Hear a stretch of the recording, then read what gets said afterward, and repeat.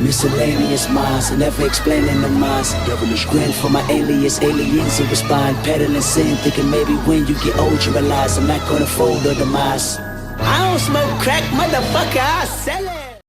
What is going on, everybody? This is the Miscellaneous Minds Podcast. I'm your co-host, Boomer Gato, the cat that hands you your low rent back. And to my right over here is the main man, Assistant Arrow, the man that makes the fat stacks. Together we form the dynamic duo that won't die. Deadly and dudes, rather than spicier content than your girls' only fans. What is going on, everybody? Tonight we are going to talk about a topic that I'm sure has touched all of your lives, especially if you live here in America. I'm sure it happens in a lot of other countries too. But before we get into that, please like, comment, hate, subscribe, DM us about the bullshit. And with that, let's get into it. Okay. We both had a beef with this particular topic. And I know a lot of people on my Facebook have a beef with it because I see them post about it constantly. I know a lot of people on Instagram because I see the reels that you guys put up. I know a lot of people across the United States have a problem with this. Listen here. I want to be part of the rent is too goddamn high party. Listen to me. This is bullshit that these motherfuckers keep raising the rents on shit and nothing gets done. Let me give you a really good example. We had an apartment. Not going to talk about when, but we had an apartment. In that apartment, every year that we were there, they raised the rent. Not a damn thing changed in the apartment. No new upgraded appliances. It's not like they put a new coat of paint. Nothing changed. But for some reason, the rent went up. Now I know some people might be saying, well, look, my man, inflation, it goes up for everybody, blah, blah, blah. Look, that's a you problem. You feel me? If you try to upgrade something outside, let's say something on the grounds, you want to put new lighting up in the apartment grounds, you want to improve the pool, so on and so forth. Okay, that's a you problem. That's a you investment. You're not going to charge me for your bullshit. Fuck you. You handle that shit. One thing that set me off, and the reason that I want to talk about this, is that my phone in particular, recently went up. I'm not going to lie to you, it didn't go up by a lot, but here's the problem. I noticed last year it went up, and it didn't go up by a lot. It went up, $1 and some change. This year it went up $1 and some change. But what I did notice is I used to pay in the low 100s. Now I'm paying mid to high 100s. That's some more bullshit because nothing on my fucking plan has changed.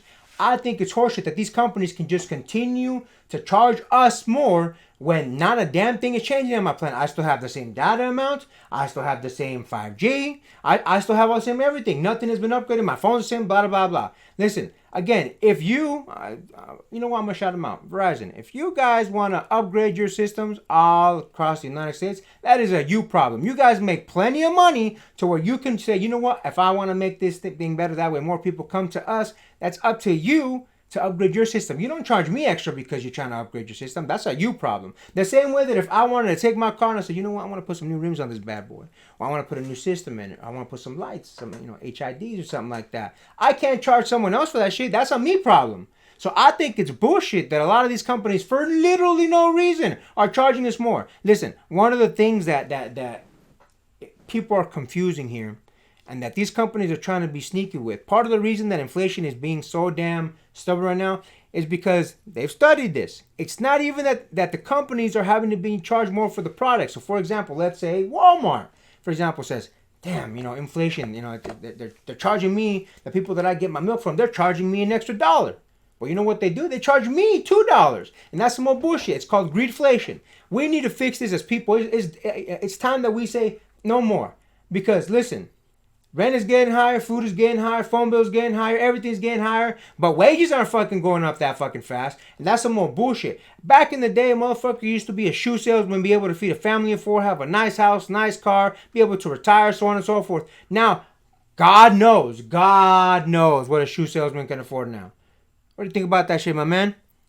It's a very odd comparison, but I want to take you back to like 2008, 2009, 2010. Imagine that. Remember PlayStation Online used to be free, right? Yeah. Used to be free. And I remember playing Call of Duty just now, and you were complaining to me about all the stuff about the microtransactions going on and blah, blah, blah. Imagine 13 years ago when you were playing Call of Duty. Again, first of all, it was free. There was no battle pass. The DLC was for 5 new maps that I think at best cost like $20, something like that. But it was all new maps. You were getting all new content, and it was actual addition to the stuff that you were getting. It was an addition. It wasn't stuff that was technically on your disc. It was new content that you could download onto your already existing device. Now, however, What are we having to pay for now?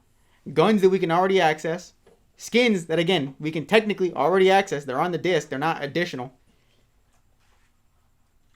And more cosmetics that used to not have any value beyond just looking cool. Now again, they cost more. Why is this important? Well, the important thing about that is the reason it's there is because people continue to keep paying for it. People keep continuing to pay for battle passes. Again, I'm guilty of that. So again, some blame of it is on me. I can't escape out of that. I agree. It's also my own fault too. I'm guilty of that. But the fact that it's still around is very illustrative of the point that people put up with it and people continue to suffer for it. Companies aren't putting it out there if they don't know for sure it's going to make a profit. And guess what? It's making a profit. In the same sense that apartments out here are charging luxury apartment prices, $2,000 a month. Who the hell can afford that on their own unless they're already having a middle class job? At least $40K. Which again, the average man can make. Generally, an average man could make $40,000, and yet they're giving him the smallest fucking box that they can put in, and they're charging it for basically the only people that can afford it would be generally middle class people 40 years ago. 40 years ago for a box, mind you. And it's disgusting because again, generally with the inflation and all that, who the hell can afford to live by themselves nowadays? How many people do you hear living with another person beyond that? Maybe even having a fourth roommate, living in one domicile that used to be able to be afforded by one person. Why is that? For luxury apartments, I can kind of see that. For luxury apartments. However, I remember seeing an apartment, not a luxury one, but one in a not that great an environment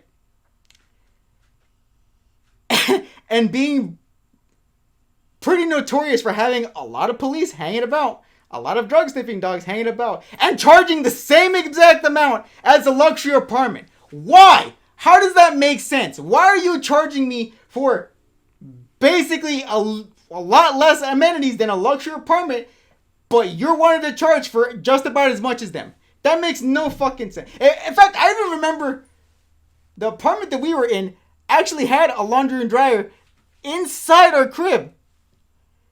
And I remember this apartment had a separate building for laundry and dresser. Or a laundry and dryer.